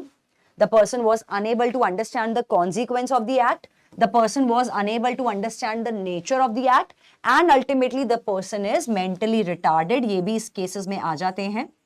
आपका mentally retarded insane की कैटेगरी में आएगा। कभी कभी क्लैट में आपको offenses given होते हैं like schizophrenia, वो इसमें आ जाएगा। आपके split personality गिवन होता है, वो भी इसमें आएगा। क्या क्या चीजें नहीं आएंगी इंसेन में? बहुत बार बच्चे गेट्स कंफ्यूज्ड। डिप्रेशन, डिप्रेशन कोई इस लेवल का इंसेनिटी नहीं है कि आप क्राइम करते फिरोगे, तो डिप्रेशन इसमें नहीं आता। एंजाइटी की वजह से मैंने क्राइम कर दिया, ये भी कोई अनसाउंड का डिफेंस नहीं होगा। सिमिलरली शॉपलिफ्टिंग होता है क्लेप्टोमेनियाक, मतलब आपको शॉपलिफ्टिंग की आदत है, तो ये भी एक बीमारी है, लेकिन kleptomaniac again is not that kind of insanity जहां पे डिफेंस से बचा जाए, क्रिमिनल लॉ में एक्शन से बचा जाए। अदर देन दैट, अगर कोर्ट में पार्टी प्रूफ कर दे कि इंसेन पर्सन है, mentally not able to understand the consequences है, तो डिफेंस यूज करके इंसेन पर्सन यहां पर सेक्शन 84 यूज करके बच सकते हैं। Understanding section 85 and 86। 85 कहता है, 85 और 86 को कलेक्टिवली पढ़ते हैं, दैट इज द इंटॉक्सिकेशन। तो दोनों सेक्शंस को साथ ही में यूज किया जाता है। सेक्शन 85 86 कहते हैं इंटॉक्सिकेशन एज अ डिफेंस। अब इंटॉक्सिकेशन में पहली बात तो कोई भी सब्सटेंस जिसकी वजह से अगले को इंटॉक्सिकेट कर दिया गया था, any substance alcohol use will be included. किसी भी फॉर्म में अगर बॉडी में सामने वाले के इंटॉक्सिकेटेड सब्सटेंस डाल दिया गया है और उसके बाद अगले ने क्राइम किया है, तो सेक्शन 85 86 का डिफेंस यूज किया जा सकता है। लेकिन इसके लिए नेसेसरी कंडीशंस क्या हैं? नंबर 1 जो सेटिस्फाई होनी जरूरी है, नंबर 1 द सब्सटेंस, चाहे वो अल्कोहल हो या कोई भी ड्रग फॉर्म हो या कोई भी MDMA या कोई भी मेडिसिन या साइकेडेलिक ड्रग हो, वो substance was either given to the person against the will, मर्जी के बिना, और विदाउट नॉलेज, कि अगले को ये नॉलेज नहीं थी। मतलब यहां पर एग्जाम्पल्स हो जाते हैं आपके ड्रिंक को स्पाइक करना। आपको यहाँ पे क्लैट ऐसे क्वेश्चंस देगा कि एक बच्चा था, वो फेयरवेल पार्टी अटेंड करने गया, वहां पर किसी ने उसकी ड्रिंक स्पाइक कर दी, का मतलब है उसकी नॉलेज के बिना ड्रिंक में कोई मेडिसिन डाल दी, और जब उसने वो ड्रिंक पी तो वो अपने होश आवाज खो बैठा और जाके उसने क्राइम कमिट कर दिया। तो 85 86 का डिफेंस यूज होगा या नहीं? डेफिनेटली होगा, क्योंकि या तो विल के बिना देना या नॉलेज के बिना देना में से कुछ भी अगर चीज हो जाती है तो डिफेंस यूज हो सकता है। नंबर 2 जो बहुत इंपॉर्टेंट है, the person has lost control, lost sense of judgement,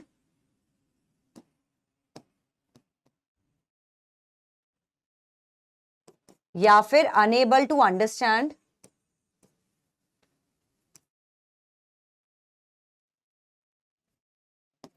the nature and consequences of act.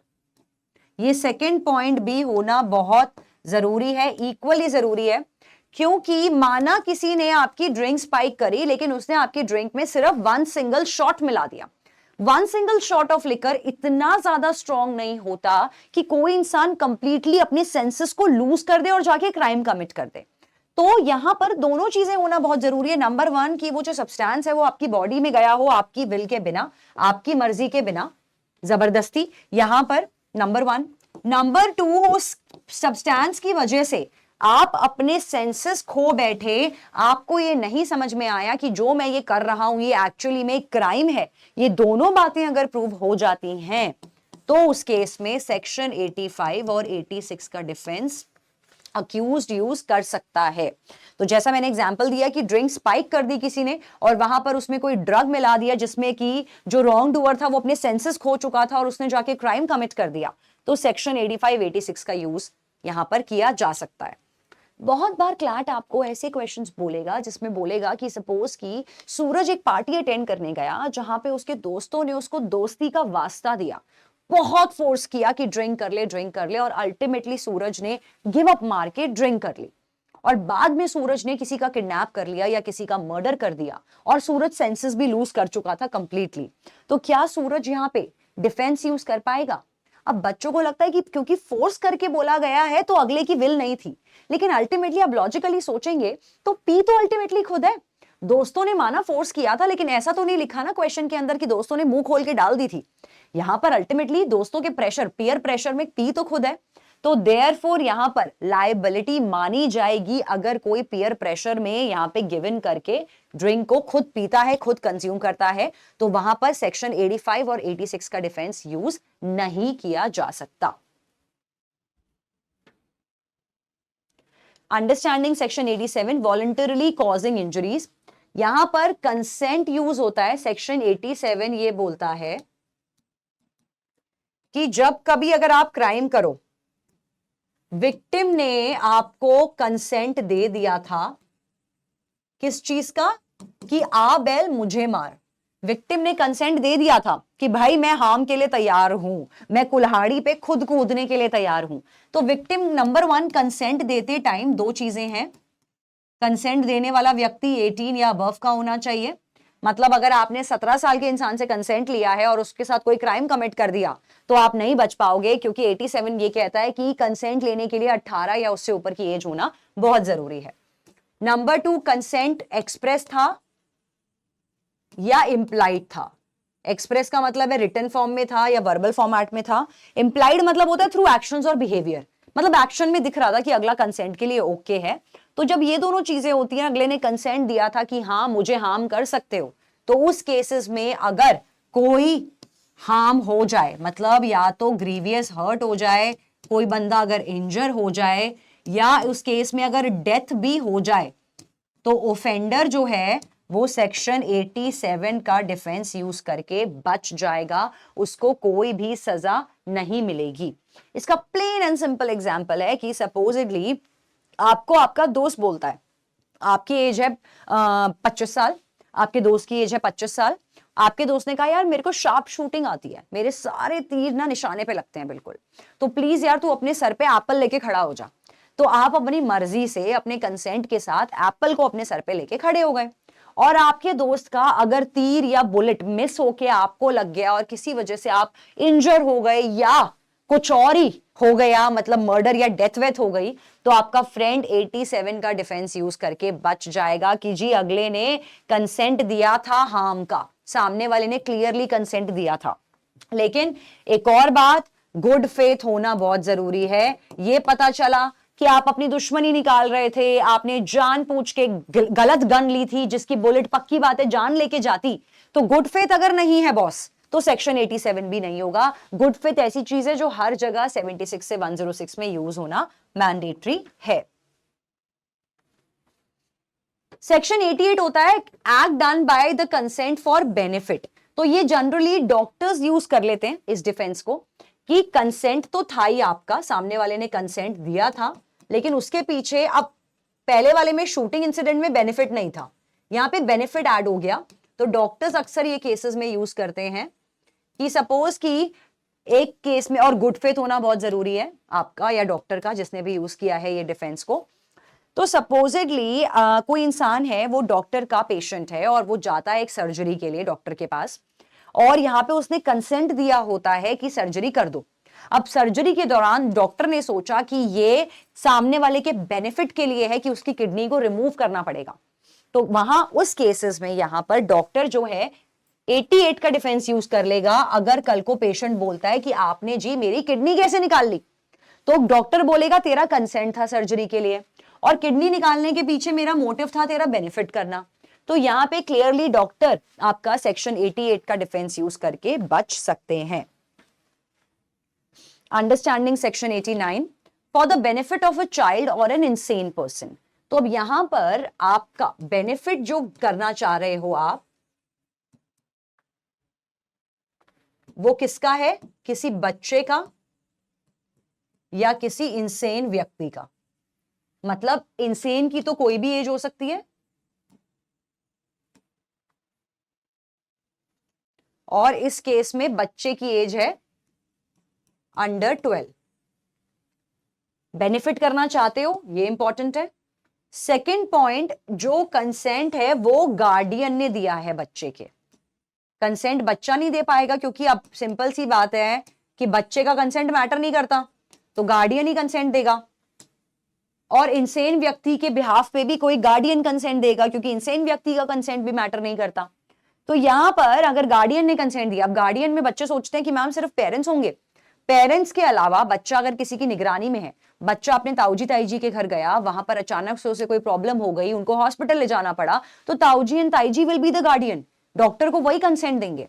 तो ऐसा नहीं होता कि सिर्फ पेरेंट्स गार्डियन हो, जिनकी भी बच्चा निगरानी में है वो सब गार्डियन में आते हैं।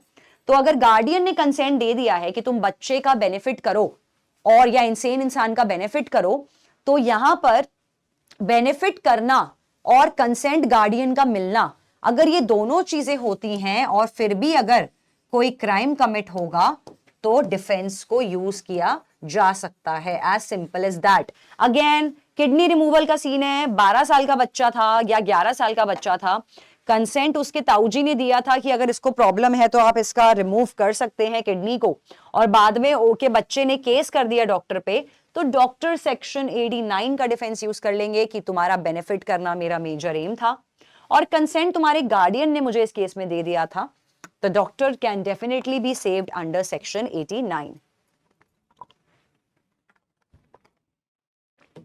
अंडरस्टैंडिंग अनदर सेक्शन,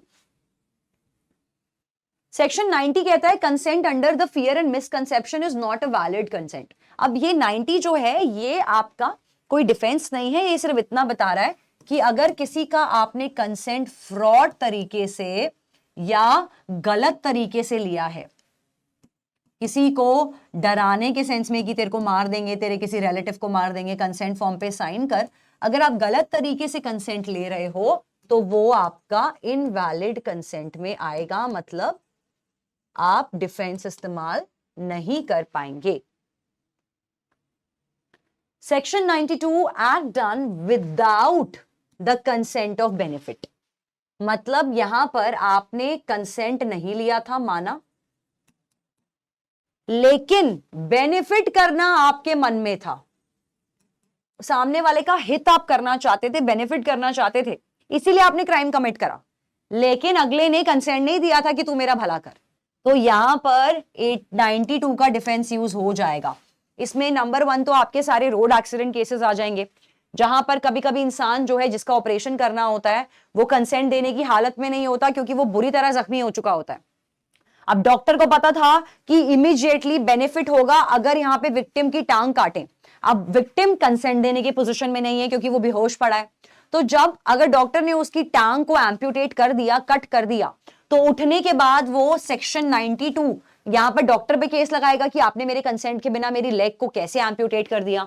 तो डॉक्टर सेक्शन 92 का डिफेंस यूज कर लेगा कि यार मेरा एक्चुअली एम था तुम्हारा बेनिफिट करना, तुम कंसेंट देने की हालत में थे नहीं, ना ही तुम्हारा कोई गार्डियन था जो कंसेंट दे दे। तो यहां पर 92 का डिफेंस यूज करके बचा जा सकता है। इसका एक और एग्जाम्पल हो सकता है, सपोज कि आप अपने दोस्त के साथ एक जंगल पे शिकार में गए, जंगल में गए शिकार के लिए। अब अचानक से जो शेर है वो आपके दोस्त को घसीटता हुआ लेके जा रहा है। अब आपके दोस्त को आपको बचाना है, लेकिन दोस्त ने कंसेंट नहीं दिया। आप अपने दोस्त को बचाना चाहते थे तो आपने लेके गोली चला दी कि शेर को गोली लग जाएगी और मेरा दोस्त बच जाएगा। लेकिन गलती से गोली आपके दोस्त के पैर में लग गई और शेर डर के भाग गया। तो आप अपने दोस्त के खिलाफ सेक्शन 92 का डिफेंस यूज कर लोगे अगर आपके फ्रेंड ने आप पे केस करा कि तूने मेरी लेग इंजर कर दी, तूने मेरे को ग्रीवियसली हर्ट कर दिया। तो सेक्शन 92 का is a defence that will be used in your favour. Section 93, communication made in good faith. तो सेक्शन 93 का नंबर 1 जो आपका एक्टस रियस होता है, वो एक्टस रियस होता है सिर्फ और सिर्फ कम्युनिकेशन, कि आपने क्या किया है, बातें कम्युनिकेट की हैं। कम्युनिकेशन का सिंपल सा मतलब होता है चीजों को कम्युनिकेट करना, थॉट्स, आइडियाज, जो चीजें हम सोचते हैं उनको कम्युनिकेट करना, थॉट्स को शेयर करना। तो आपने सिर्फ न्यूज शेयर करी थी, एक्टस रियस, लेकिन आपका मेंस रिया नहीं था, आपने गुड फेथ में वो न्यूज शेयर करी। अब इन दोनों के कारण अगर क्राइम कमिट हो गया तो आप सेक्शन 93 का डिफेंस यूज करके आराम से बच सकते हो। एज सिंपल एज दैट, एक डॉक्टर ने किसी पेशेंट को बोला कि यार तुम्हारे पास सिर्फ 2 महीने बचे हैं जीने के लिए, और ये खबर सुनते ही, और डॉक्टर ने बिल्कुल जेन्युइन खबर दी थी, गुड फेथ का मतलब है कोई फेक खबर नहीं थी, कोई झूठी खबर नहीं थी, जेन्युइन खबर थी, लेकिन अगले का ये खबर सुन के उसके ऊपर इतना मेजर इंपैक्ट पड़ा कि ऑन द स्पॉट उसको अटैक आया और उसकी डेथ हो गई। तो कल को डॉक्टर पे डेथ बाय नेग्लिजेंस 299 या 300 नहीं लग सकता। डॉक्टर सेक्शन 93 का डिफेंस यूज करके बच जाएंगे कि मैंने जो कम्युनिकेशन दी है, मैंने जो थॉट्स डिस्कस किए थे वो गुड फेथ में किए थे। सिमिलरली अगर आपको पता है कि आपका जो दुश्मन है वो हार्ट पेशेंट है, आप जाके उसको फेक बैड न्यूज देते हो, कोई भी बैड न्यूज देते हो लेकिन फेक, झूठी, और ये बात सुन के अगर उसको अटैक आ जाता है तो 93 का डिफेंस आप यूज नहीं कर पाओगे, क्योंकि आपका यहां पे न्यूज शेयर करने के पीछे गुड फेथ नहीं था। आपने जानबूझकर उस न्यूज को गलत तरीके से इस्तेमाल किया कि अगले की डेथ हो जाए। तो 93 का डिफेंस आप यूज नहीं कर सकते। सेक्शन 94 कहता है if a person is compelled by threat to do the crime, लेकिन थ्रेट होना चाहिए हमेशा इंस्टेंट डेथ का, तभी ये वर्क करता है। Threat of instant death number 1। Number 2, आपके पास अपॉर्चुनिटी नहीं थी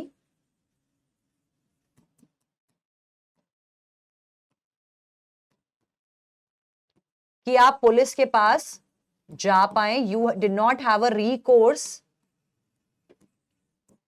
to public authorities. Public authority का मतलब है पुलिस के पास जाने का आपके पास सॉल्यूशन था ही नहीं।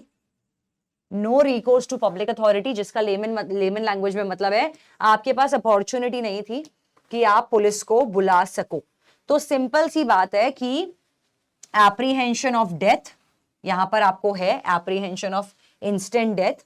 सिंपल सा फंडा है कि अगर आपको किसी ने फोर्स किया और उसने आपकी यहां पर बंदूक रख के बोला कि अभी के अभी तिजोरी खोल, आपको तिजोरी खोलनी आती है, आप ब्लैक स्मिथ हो या आप एक्सपर्ट हो, आपको बोला गया यहाँ पे गुंडों ने कि यहाँ पे गन रख के कि तेरे को अभी के अभी मार देंगे, तिजोरी हमारे लिए खोल, तो इस केस में आप जो क्राइम कर रहे हो दैट कुड बी डेकोइटी और रॉबरी। आप यहां पे बच जाओगे ये बोलकर कि मेरे को इंस्टेंट डेथ का थ्रेट था, क्योंकि यहां पर मेरी जान इमीडिएटली जाने वाली थी, इसीलिए मैंने ये क्राइम किया, नंबर 1। नंबर 2, मेरे पास टाइम नहीं था, मेरे पास रिकोर्स नहीं था पब्लिक अथॉरिटी पे जाने का, मतलब है मेरे पास अपॉर्चुनिटी नहीं थी कि मैं पुलिस के पास जा पाऊं, तब मैंने क्राइम किया। तो यस 94 कैन बी यूज्ड। अब on the contrary scenario, suppose कि आप साइबर चीजों में एक्सपर्ट हो, आपको कंप्यूटर वगैरह अच्छे से चलाना आता है, आपको इंटरनेट वगैरह सब कुछ एक्सेस करना आता है, आपने प्रॉपर कोर्स किया है, आपको दिन में गुंडों का कॉल आता है कि शाम को हम तुम्हारे घर आएंगे और तुम्हारे साथ हमको एक साइबर क्राइम करवाना है, एक बैंक की ऑनलाइन वेबसाइट को तुमने लूटना है, और अगर तुमने पुलिस के पास जाने की कोशिश की तो हम तुम्हारी जान ले लेंगे। उनका आपको फोन आता है आफ्टरनून में कि हम 4 बजे शाम को आएंगे। तो यहां पर अब आप आराम से अगर बैठे हो कि 4 बजे आने वाले हैं, मैं पुलिस को नहीं बता पाऊंगा, तो ये सब चीजें आप नहीं यूज कर पाओगे 94 में बचने के लिए। इंस्टेंट डेथ बहुत इंपॉर्टेंट है, इंस्टेंट डेथ का थ्रेट बहुत इंपॉर्टेंट है, तब आप 94 यूज कर सकते हो। नंबर 2, आपके पास पुलिस के पास जाने का टाइम नहीं था, आपने 94 यूज कर लिया। इसका एक एक्सेप्शन है, 94 आप नहीं यूज कर सकते मर्डर के केस में। मतलब अगर कोई आपको बोले कि तेरे को मार देंगे अभी के अभी वरना तू इसको मार, और अगर आप मार दोगे किसी इंसान को अपनी जान बचाने के लिए, तो सेक्शन 94 का डिफेंस नहीं यूज हो सकता। बाकी सारे क्राइम अगर आपने करे हैं थ्रेट के अंडर, लेकिन सेक्शन 94 तब नहीं यूज होगा अगर आपने किसी का मर्डर कर दिया है अपनी इंस्टेंट डेथ बचाने के लिए। सेक्शन 95 बहुत सिंपल है, जो कहता है एक्ट कॉजिंग स्लाइट हार्म। तो स्लाइट हार्म का मतलब है the court does not take the cognizance of trifles और माइनर एक्ट्स। छोटे मोटे क्राइम की कोई सजा नहीं मिलती है, कोर्ट के पास इतना टाइम नहीं होता है कि पिटी ऑफेंसेस को, बहुत छोटे छोटे ऑफेंसेस को कंसीडर करें। The court is already flooded with lot of appeals and everything, तो माइनर ऑफेंसेस को कभी भी कंसीडर नहीं किया जाता। अगर आप कोई छोटे मोटे क्राइम पे सामने वाले के लिए एफआईआर करेंगे भी, तो कोर्ट बोलेगा अगला सेक्शन 95 का डिफेंस यूज कर लेगा, that means de minimis non curat lex law. मतलब the court will not take into the account the Trifles Act that is under the penal law provisions. Now understanding the private defense, first of all section 95 came to an end, and from section 96 to 106 is collectively known as private defense. तो यहां पर बहुत सारे sections हैं जो ultimately private defence के various aspects को discuss करते हैं। फॉर एग्जांपल कौन कौन से ऐसे ऑफेंसेस होते हैं जहां पर आपको प्राइवेट डिफेंस के अंडर जान लेना तक अलाउड होता है सामने वाले की। For example in the cases of rape, house break in at night, burglary, dacoity, robbery, ऐसे कुछ सिनेरियोज होते हैं या सिचुएशन की अगर डिमांड होती है तो प्राइवेट डिफेंस के अंडर किसी की जान लेना तक भी अलाउड होता है। उन ऑफेंसेस का स्पेसिफाइड मेंशन है in one of the sections between 96 to 106। Private defence का मतलब होता है, अब होता क्या है ultimately, in which a person can defend himself in the cases to actually repel and unlawful attack. जो उसकी तरफ एक अटैक आया है उसको रिपेल करने के लिए, उसको रोकने के लिए, अपनी जान बचाने के लिए। जो ऑलरेडी हो चुका है, जो इंसान को थ्रेटन कर रहा है कि उसके साथ कुछ बुरा होने वाला है। यहां पर किसी की भी प्रॉपर्टी या किसी की भी जान को बचाना प्राइवेट डिफेंस के परव्यू में कवर होगा। तो अल्टीमेटली अगर प्राइवेट डिफेंस को समझें तो प्राइवेट डिफेंस ये कहता है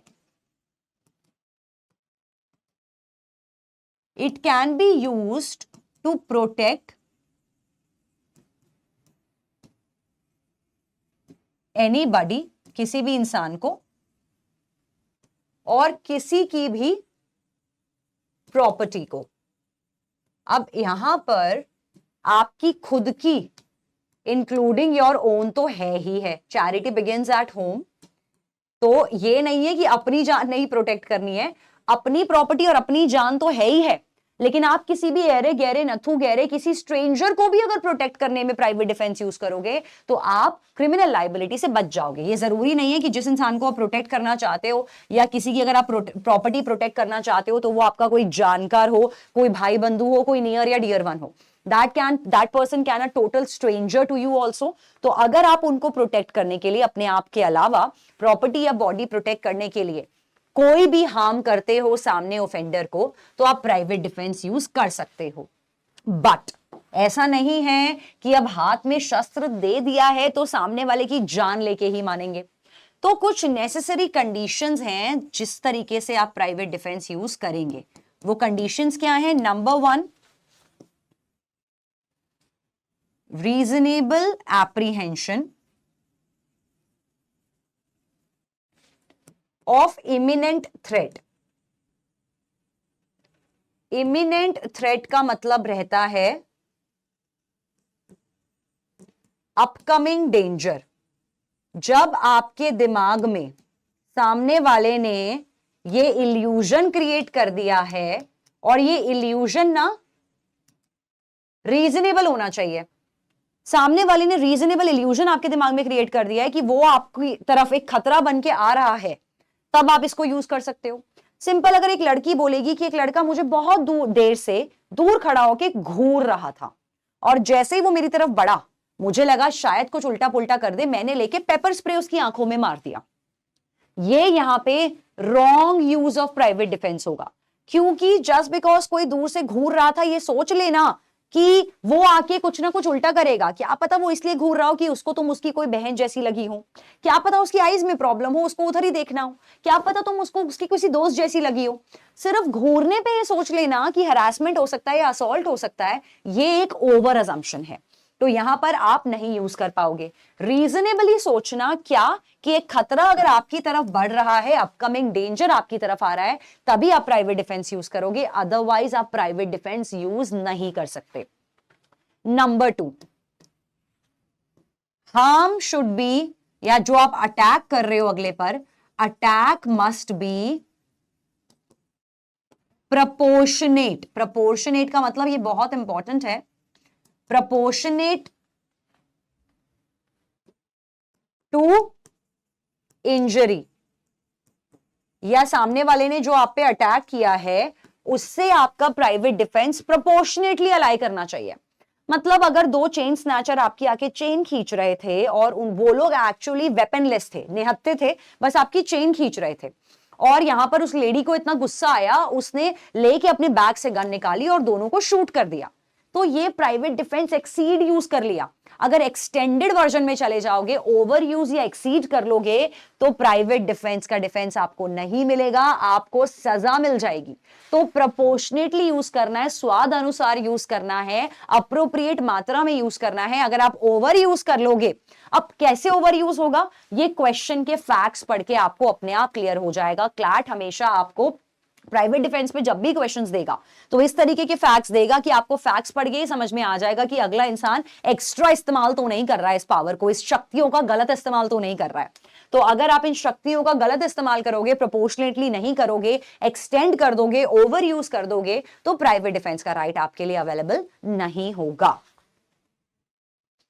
नाउ प्राइवेट डिफेंस, जैसा कि हमने कहा, सेक्शन 96 से 98 में तो एक्चुअली डेफिनेशंस हैं, और सेक्शन 100, 102 और 106 में यह बताया गया है कि कौन कौन से केसेस में डेथ तक करना अलाउड है, जिसके फ्यू एग्जांपल्स अभी मैंने आपको दिए हैं, like rape, burglary, house break in at night, dacoity etcetera. अगर आप किसी की प्रॉपर्टी को बचाते बचाते ये डिफेंसेस को इस्तेमाल कर रहे हो तो वो मेंशन है सेक्शन 103, 105 एंड 106 में। So always remember whenever you use the private defense, इस केसेस में कौन से केसेस में अलाउड होता है, these are mentioned over here। अगर सामने वाले आपको ये एप्रीहेंशन दे दे कि वो आपकी जान ले लेगा, कोई आपकी तरफ चाकू लेके बहुत तेज बढ़ रहा है और अगर आप उसको मार दोगे चाकू से तो वो एप्रीहेंशन ऑफ डेथ था, तो लॉजिकली आप मार देंगे, तो that's good to go.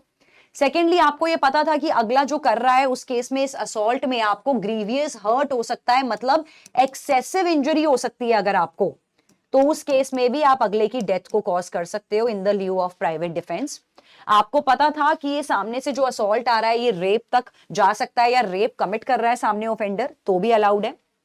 Similarly कहां कहां यूज होता है, जैसे मैंने कहा अपनी बॉडी को प्रोटेक्ट करने में और किसी और की बॉडी को, सिमिलरली अपनी प्रॉपर्टी को प्रोटेक्ट करने में और किसी और की प्रॉपर्टी को प्रोटेक्ट करने में, from theft, robbery, dacoity, mischief, criminal trespass, इन सब चीजों में आप इसको यूज कर सकते हैं। Now with this, in today's session, we have studied the basics of criminal law, जो कि बहुत इंपॉर्टेंट होता है। जब तक क्रिमिनल लॉ का बेस नहीं बनेगा, आप ये नहीं समझ पाओगे कि कौन से ऑफेंसेस अगेंस्ट द प्रॉपर्टी होते हैं, कौन से ऑफेंसेस अगेंस्ट द बॉडी होते हैं। तो मेजरली ये समझना बहुत इंपॉर्टेंट है कि एक्चुअली में क्रिमिनल लॉ का सबसे पहले इंपॉर्टेंट है what is the basics of it. Second point जो हमने आज क्लास में पढ़ा था वो था स्टेजेस ऑफ क्राइम, जिसको अच्छे से समझ लेंगे बाद में कॉन्सेप्ट से, नोट से, ताकि स्टेजेस ऑफ क्राइम जिस पे क्वेश्चंस पूछे जाते हैं वहां पर आप क्लियर रहें। खास करके क्लैट आपको प्रिपेटरी और अटेम्प्ट के बीच में क्वेश्चंस पूछता है and you should be clear कि एक्चुअली प्रिपेटरी क्या है, क्या अटेम्प्ट है, by the conceptual knowledge that we have studied.